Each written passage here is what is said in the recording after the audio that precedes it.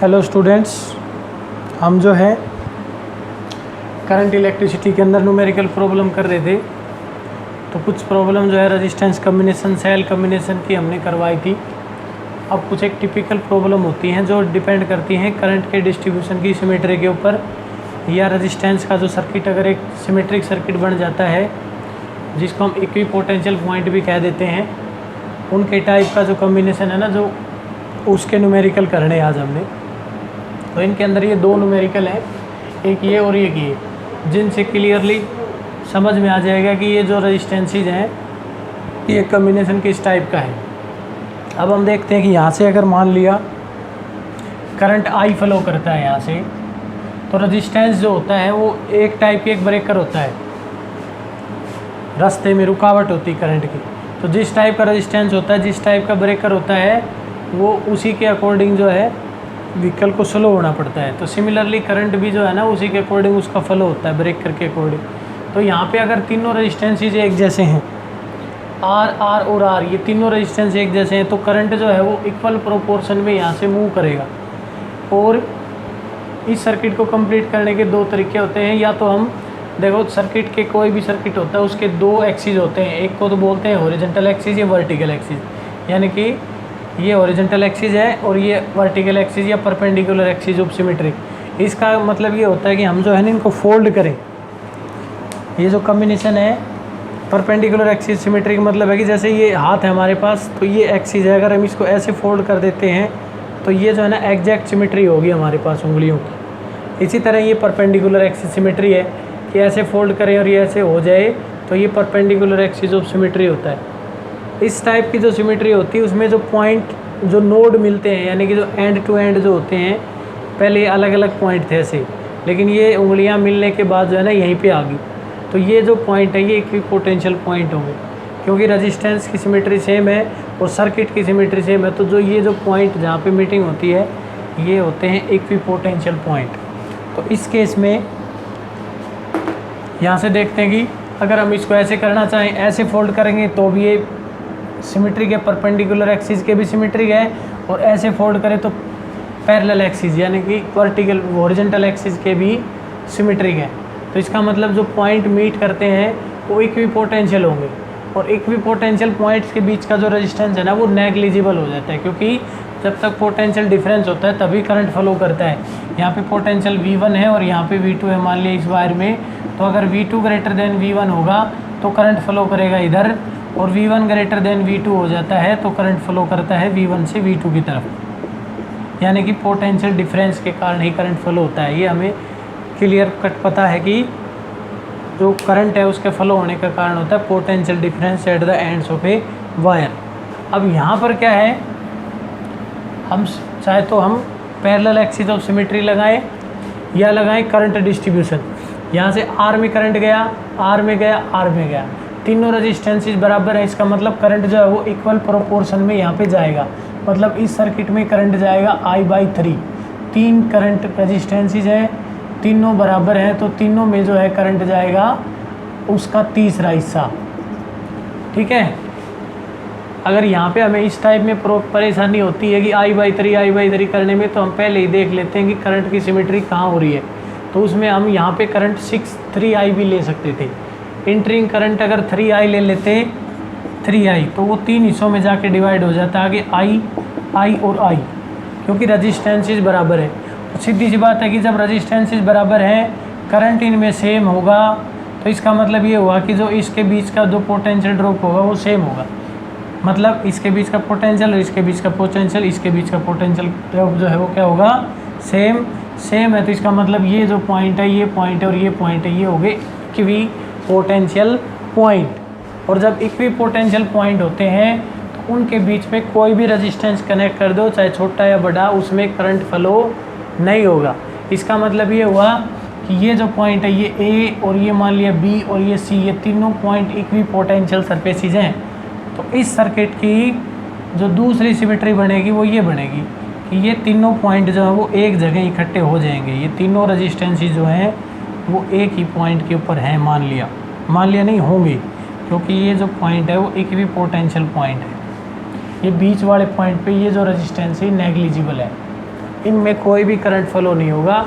तो इसलिए ये सर्किट जो है हमें परेशान नहीं करेगा, बीच वाले सर्किट। अदरवाइज़ अगर हम करंट के डिस्ट्रीब्यूशन से देखते हैं तो परेशान हो जाते हैं कि करंट यहाँ गया, फिर ये इधर मुड़ेगा, फिर ये इधर मुड़ेगा, फिर ये ऐसे जाएगा या ऐसे जाएगा। इस पॉइंट पे पजलिंग है कि करंट को कैसे क्लोज करें, क्योंकि सर्किट में से करंट इंटर होना चाहिए और एग्जिट होना चाहिए। लेकिन जब पॉइंट्स के बीच में जो है इक्विपोटेंशियल जो पॉइंट होते हैं उनके बीच में अगर कोई रेजिस्टेंस कनेक्ट होता है तो करंट जो है ना फ्लो होना जीरो हो जाता है। इसका मतलब ये पॉइंट और ये पॉइंट ये थे इक्विपोटेंशियल पॉइंट, इसलिए हमने ये तीनों रेजिस्टेंस कैंसिल कर दिए। सिमिलरली जो है आधे इस पोर्शन के अंदर भी ये तीन रेजिस्टेंस हैं, एक ये बीच वाला और एक ये। अब ये सर्किट का जो है ना मेन जो है ना ये हो गया। अब अगर हम मान लें ये आर और ये आर और आर ये ऐसे थे, तो इसका मतलब इस सर्किट का जो रिजल्टेंट आएगा वो हमारे पास आ जाएगा R/3।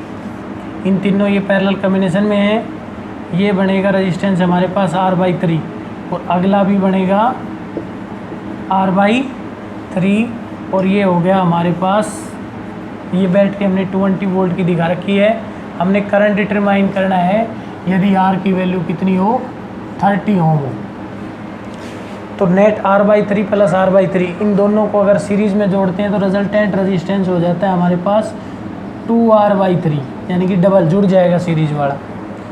2R/3 नेट रेजिस्टेंस हो गया और ये होगी बैटरी 20 वोल्ट की, यानी कि सीधी सी बात है कि हमारे पास जो रिजल्टेंट रेजिस्टेंस है R इक्विवेलेंट वो 2R/3, 2R की वैल्यू है 30/3, यानी कि नेट रेजिस्टेंस हो गया हमारे पास 20 ओम का।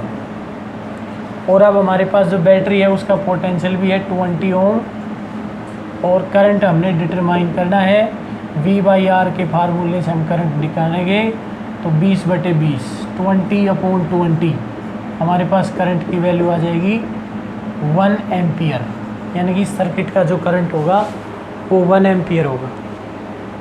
फिर देखेंगे कि ये जो रेजिस्टेंस कॉम्बिनेशन है ये रेजिस्टेंसेस बराबर हैं तो बराबर प्रोपोर्शन में करंट जाएगा। इसका मतलब ये जो पॉइंट, ये 3 पॉइंट है ये इक्वी डिस्टेंट पॉइंट, मतलब इक्वी पोटेंशियल पॉइंट होंगे और इक्वी पोटेंशियल पॉइंट के बीच में रेजिस्टेंस जो होता है वो नेग्लिजिबल होता है। सिमिलरली करंट डिस्ट्रीब्यूशन का एक दूसरा जो एग्जाम्पल है सिमेट्री का वो ये है। उससे पहले हम तुम्हें एक ये न्यूमेरिकल करवाते हैं।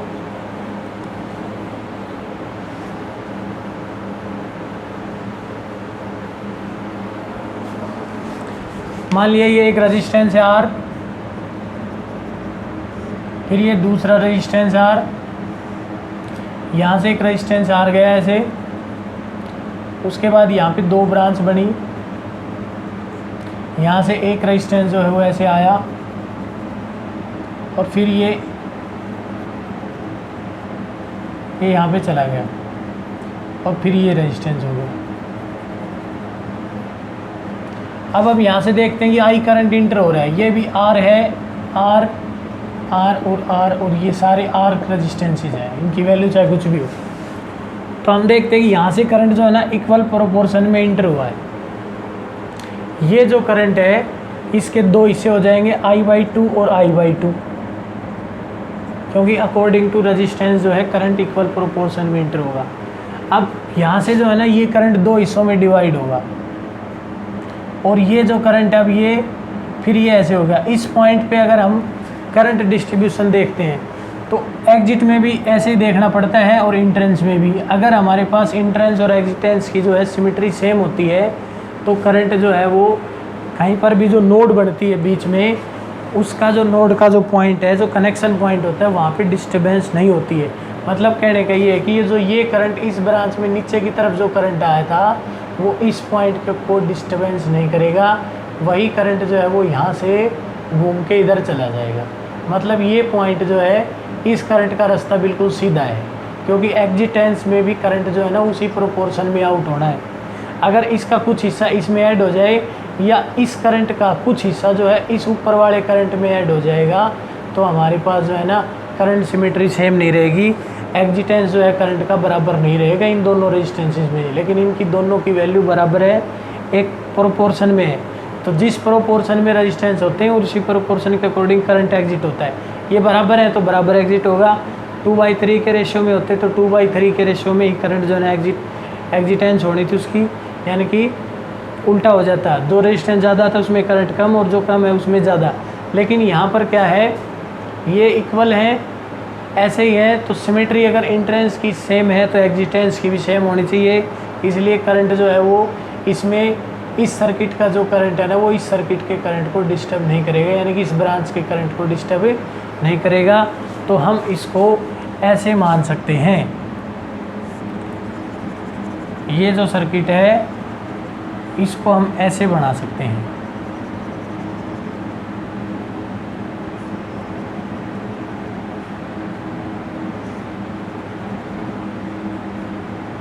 यानी कि हम इसमें ब्रेक दे सकते हैं ऐसे, क्योंकि अब करंट का डिस्ट्रीब्यूशन सेम है, आर रेजिस्टेंस है, यहाँ से बराबर करंट दोनों में गया है, ये बराबर ही यहाँ पे जो है ना डिस्ट्रीब्यूट हुआ है। तो ये दोनों पॉइंट जो हैं वो बराबर हैं, यानी कि टच नहीं होंगे इससे। तो अब जो करंट डिस्ट्रीब्यूशन समझ में आ गया, ये पॉइंट अगर इसको डिस्टर्ब नहीं कर रहा है तो ये सर्किट भी हमारे समझ में आ गया। अदरवाइज़ ये था पॉइंट ऑफ जो है वो डिस्टर्बेंस वाला जो पॉइंट था ये। वैसे इसकी सिमेट्री भी होती है, इसको हम ऐसे भी फोल्ड करते हैं, इस एक्सिस का अगर परपेंडिकुलर एक्सिस बनाते तो इसको हम ऐसे फोल्ड कर देते। तो इस रेजिस्टेंस का आधा हिस्सा इधर और आधा हिस्सा इधर, और ये जो पॉइंट है ये और ये पॉइंट है ना एक भी पोटेंशियल हो जाते हैं, ये पॉइंट और ये पॉइंट, इसलिए बीच के रेजिस्टेंसेस जो है वो नेगलेक्ट भी हो सकते हैं। लेकिन इसके अकॉर्डिंग हम ऐसे भी कर सकते हैं इसको। अब जो है यहाँ पे रेजिस्टेंस आर आर आर और ये आर और ये आर। अब ये इन दोनों का यहाँ से जो करंट गया है वो पहले इस दो ब्रांचों में डिवाइड हुआ, इसका मतलब दो ब्रांचेज हैं, इस ब्रांच में दो रेजिस्टेंस हैं। तो अगले स्टेप पे जाके पहले ये रेजिस्टेंस, उसके बाद यहाँ से दो रेजिस्टेंस, ऊपर वाली ब्रांच में एक रेजिस्टेंस, नीचे वाली ब्रांच में एक आर यहाँ और दूसरा यहाँ, और फिर ये दोनों मिल जाएंगे और ये तीसरा यहाँ। सिमिलरली यहाँ पर जो है नीचे एक रेजिस्टेंस और फिर ये दूसरा रेजिस्टेंस, ये ऐसे कम्बिनेशन बन जाएगा हमारे पास। अब ये आर और आर थे तो इन दोनों का रिजल्टेंट बन जाएगा R/2, क्योंकि पैरेलल कम्बिनेशन था। तो ये रेजिस्टेंस हो गया हमारे पास R/2, ये हो गया R/2 और R का जो कम्बिनेशन होगा वो पैरेलल कम्बिनेशन है, इसलिए पैरेलल कम्बिनेशन का रेजिस्टेंस निकालेंगे हम। R + R/2 का हमने मान लिया R डैश ले लिया, तो 1/R डैश = 1/R + 2/R, ये आ जाएगा हमारे पास 3/R। 1/R डैश है, अब इसका मतलब R डैश की वैल्यू हो जाएगी R/3, यानी कि इस कम्बिनेशन का जो टोटल बनेगा, इन दोनों का जो टोटल बनना था सीरीज पैरेलल कम्बिनेशन का इक्विवेलेंट, वो बनेगा हमारे पास R/3। अब हमारे पास तीन रेजिस्टेंस सीरीज में हो गए R, R/3 और R, ये तीनों सीरीज में है तो इनका इक्विवेलेंट होगा R + R/3 + R, यानी कि ये हो जाएगा 3 दूनी 6 और 1 7, 7 R/3, ये R डबल डैश हो गया, तीनों का सीरीज कम्बिनेशन। अब ये इक्विवेलेंट रेजिस्टेंस हमारे पास है, ये 7 R/3 हो गया, और ये हमारे पास नीचे वाले जो R के थे इनका इक्विवेलेंट जो है वो 2R हो जाएगा। नीचे वाली ब्रांच में रेजिस्टेंस हो गया 2R, इन दोनों का एक इक्विवेलेंट बनेगा पैरेलल कम्बिनेशन से, रिजल्टेंट रेजिस्टेंस, और वो जो रिजल्टेंट है वो पैरेलल कम्बिनेशन वाला जो है ये बना था हमारे पास 2R R3 ये बन जाएगा 2R, मतलब ये R है और ये R3 है, ये 7 R/3 है, ये 2R/3 है, इन दोनों का पैरेलल कम्बिनेशन करना है हमने। तो रिजल्टेंट रेजिस्टेंस जो है 1/R इक्विवेलेंट इसके बराबर होगा 1/2R प्लस में 3/7R।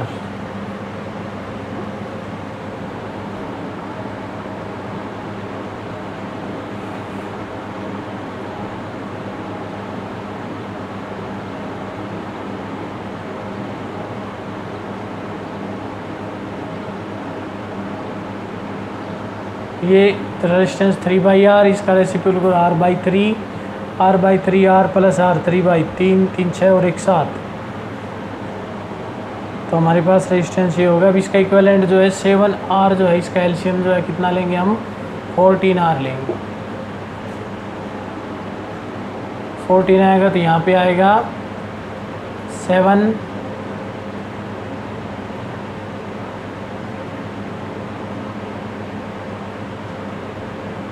7r और यहाँ पे हो जाएगा 2 7 21।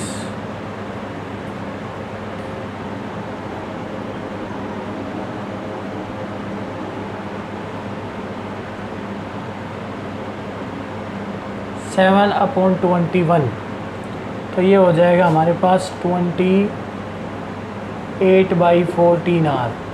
लेकिन ये 1/r इक्विवेलेंट है, इसका जब रेसिप्रोकल करेंगे हम तो r इक्विवेलेंट की वैल्यू हो जाएगी 14/28r, यानी कि ये आ जाएगा हमारे पास r/2, 2 से कट गए।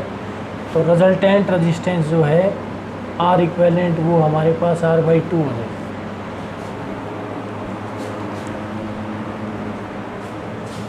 इस प्रकार सिमेट्री होगी। सिमिलरली वो जो सर्किट है वो भी एक सिमेट्रिक सर्किट है, इसी टाइप का है। उसके भी दो एक्सिस जो हैं पैरेलल और परपेंडिकुलर एक्सिस ऑफ सिमेट्री के हैं। तो हम यहाँ पे इसको ऐसे कर सकते हैं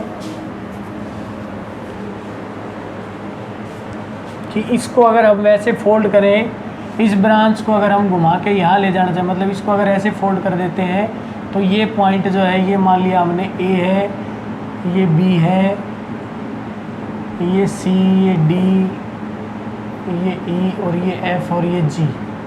तो जो B और E पॉइंट जो है ना वो एक जगह आ जाएंगे। मतलब ये रेजिस्टेंस जो है हमारे पास कितना हो जाएगा, अब इसी सर्किट का इक्विवेलेंट जो है, ये रेजिस्टेंस यहाँ पे आ जाएगा हमारे पास।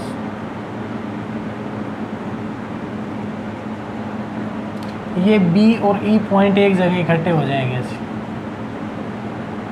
और ये रहेगा। सिमिलरली ये पॉइंट अगर यहाँ चला गया तो ये E तो कॉमन ही है, तो इसका मतलब है कि ये जो बीच वाला जो पॉइंट है E, इसके भी दो रेजिस्टेंस हमारे पास ये हैं, ये और ये दोनों सेम पॉइंट से जुड़े हुए हैं और ये यहाँ पे मैच है। सिमिलरली ये पॉइंट ऊपर वाला जो रेजिस्टेंस है ये रेजिस्टेंस और ये रेजिस्टेंस जो है वो दोनों ऐसे आ जाएंगे, यानी कि अब यहाँ पे C और G पॉइंट है इकट्ठे हो जाएंगे। C, G पॉइंट यहाँ इकट्ठे हो गए, ये B और ये E पॉइंट यहाँ इकट्ठे हो गए, और यहाँ पे जो है ना E जो है ये F पॉइंट था, भाई B और F पॉइंट जो है ना वो यहाँ पे चले गए, ये E पॉइंट कॉमन रहेगा।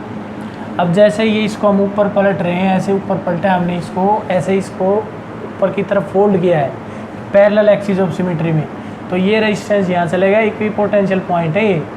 तो ये पॉइंट यहाँ पर है, ये बीच का रेजिस्टेंस हो गया, ये E हमारे पास इन दोनों का कॉमन होगा। सिमिलरली ये जो रेजिस्टेंस थे, ये दो रेजिस्टेंस ये ऐसे हैं,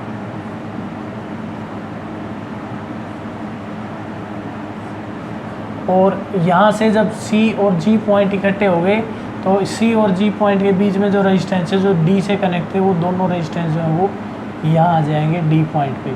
मतलब ये रेजिस्टेंस कॉम्बिनेशन इस टाइप का हो जाएगा।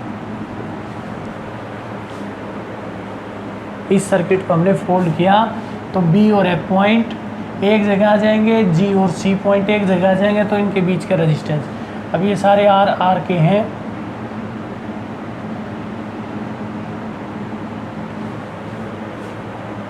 सिमिलरली अब हम ये देखते हैं कि करंट डिस्ट्रीब्यूशन जो है ना वो सेम है, ये R है, इन दोनों का R के पैरेलल है, तो इनका दोनों का जो है ना आधा जो रेजिस्टेंस बनेगा इस ब्रांच का, वो बनेगा हमारे पास, ये रेजिस्टेंस बनेगा हमारे पास R/2, और ये रेजिस्टेंस जो है वो E पॉइंट तक है वो है R।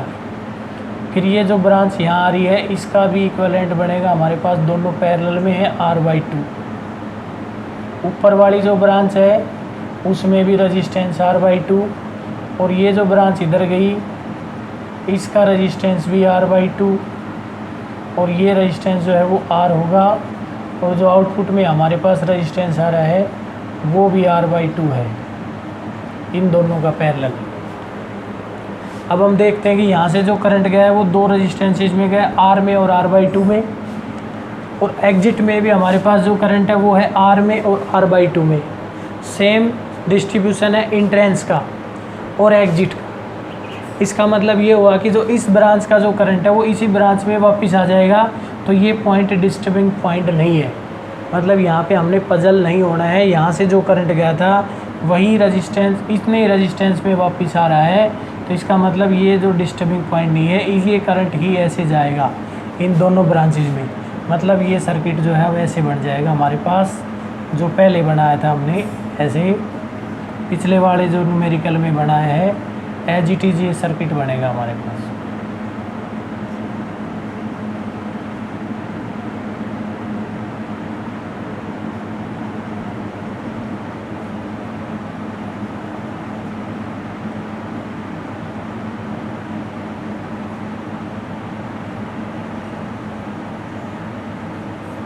ये सर्किट, यहाँ से करंट गया R/2 रेजिस्टेंस में, ये भी R/2 है, ये भी R/2 है, ये भी R/2 है, ये भी R/2 है, ये R है हमारे पास। तो इसका जो ब्रांच का जो करंट है वो इसको डिस्टर्ब नहीं करेगा, उतना ही करंट जो है ना एग्जिटेंस में आएगा हमारे पास जितना यहाँ से इंटर हुआ था। तो इसका मतलब अब ये कम्बिनेशन सेम बन जाएगा हमारे पास। अब इसकी दो ब्रांचेज बनेगी, एक ब्रांच में पहले ये रेजिस्टेंस ऊपर वाली ब्रांच में, फिर हमारे पास ये एक रेजिस्टेंस, फिर ये नीचे वाली में R/2 और R/2 के दो रेजिस्टेंस, और फिर उसके बाद एक रेजिस्टेंस, और ये जो है नीचे वाली ब्रांच में एक रेजिस्टेंस, फिर ये दूसरा रेजिस्टेंस, और ये पहुंच गए हम कॉमन इस पॉइंट पे। तो ये R/2 था, ये दोनों R/2 और R/2 है, ये भी R/2 है और ये भी R/2 है, ये R के हैं बीच वाले रेजिस्टेंस। अब जो है इन दोनों का सीरीज कॉम्बिनेशन R बनता है, तो ये हमारे पास R बन जाएगा, वो R/3 है। तो रिजल्टेंट जो रेजिस्टेंस है हमारे पास फिर ये वही कॉम्बिनेशन बनेगा, क्योंकि वो पैरेलल कॉम्बिनेशन है, ये दोनों का सीरीज कॉम्बिनेशन है। रिजल्टेंट हो गया हमारे पास कितना R, और फिर ये R/2, और नीचे फिर हमारे पास R और R का कॉम्बिनेशन हो गया 2R सीरीज कॉम्बिनेशन। अब इनका पैरेलल कॉम्बिनेशन निकालना है हमने, तो ये रिजल्टेंट हो जाएगा 1/R + 2/R। पैरेलल कॉम्बिनेशन का इक्विवेलेंट रेजिस्टेंस R' ले लेते हैं इन दोनों का, तो ये बनेगा हमारे पास 3/R, लेकिन R' की वैल्यू रेसिप्रोकल करेंगे तो R/3। अब इन दोनों का जो इक्विवेलेंट रेजिस्टेंस बनेगा हमारे पास, वो ये हमारे पास R/2, ये बीच वाला बन गया हमारे पास R/3, अगला फिर हमारे पास R/2, और ये नीचे है 2R। अब ऊपर वाले सर्किट जो है वो तीनों रेजिस्टेंस जो है वो किस में है, सीरीज़ में। तो सीरीज़ में है तो इनका इक्विवेलेंट जो बनेगा वो बन जाएगा हमारे पास R/2 + R/3, R/2 + R/3 + R/2, यानी कि एलसीएम हो गया 6 से। तो ये 3R + 2R + 3R, यानी कि ये होगा हमारे पास 8R/6। और अब हमारे पास 8R/6 हो गया, ये इक्विवेलेंट रेजिस्टेंस 8R/6 हो गया। तो ये कॉम्बिनेशन हमारे पास ये आ जाएगा 8R/6, और नीचे वाला हो गया हमारे पास 2R। इनका अब जो रेसिप्रोकल है पैरेलल कॉम्बिनेशन का, मान लिया R इक्विवेलेंट बनता है, तो R इक्विवेलेंट = हमारे पास आ जाएगा 6/8R, रेसिप्रोकल कर देंगे, और 1/2R, इनका एलसीएम आ जाएगा हमारे पास 8R। तो ये 6 + 4, और ये आएगा हमारे पास 1/R इक्विवेलेंट = 10/8R। लेकिन ये रेसिप्रोकल है, तो इसका मतलब R इक्विवेलेंट जो है वो इसको वापस करें तो R इक्विवेलेंट की वैल्यू हो जाएगी 8R/10। इसको 2 से डिवाइड करते हैं तो हमारे पास वैसे तो ये हो गया, लेकिन इसको थोड़ा और सिंप्लीफाई करें तो R इक्वलेंट होता है 4/5, 4R/5। ये हमारे पास नेट रेजिस्टेंस आना है इस कॉम्बिनेशन का। ये एक्सिस ऑफ सिमेट्री का है।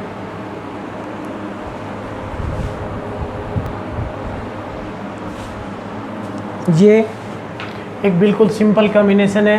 ए और बी के बीच में हमने इक्विवेलेंट रेजिस्टेंस डिटरमाइन करना है, लेकिन जब हम ए से चलते हैं तो इस पॉइंट के ऊपर आगे हमारे पास 2 ब्रांचेस दिखाई देती हैं, और अगर रेजिस्टेंस सिमेट्री के अकॉर्डिंग करें तो हमारे पास क्या है कि यहाँ से जो करंट गया वो आर में से ही करंट इंटर हुआ है और आर में ही करंट जो है ना एग्जिट हुआ है, तो इसका मतलब करंट की सिमेट्री है।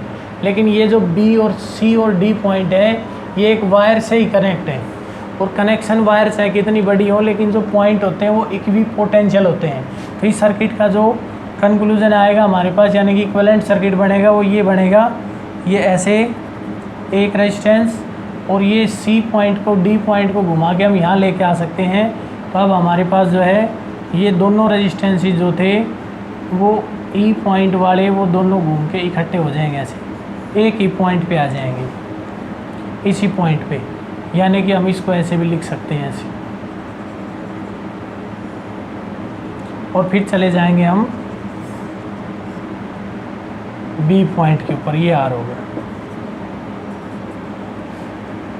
अब इसमें जो है ना ये रेजिस्टेंस हमारे कोई काम का नहीं हुआ, क्योंकि यहाँ से करंट जो है वो गया था और वो ऐसे ही घूम के यहाँ पे आ गया, तो इस रेजिस्टेंस का कोई इफेक्ट नहीं पड़ेगा सर्किट के ऊपर, तो ये नेगलेक्ट कर दिया जाएगा।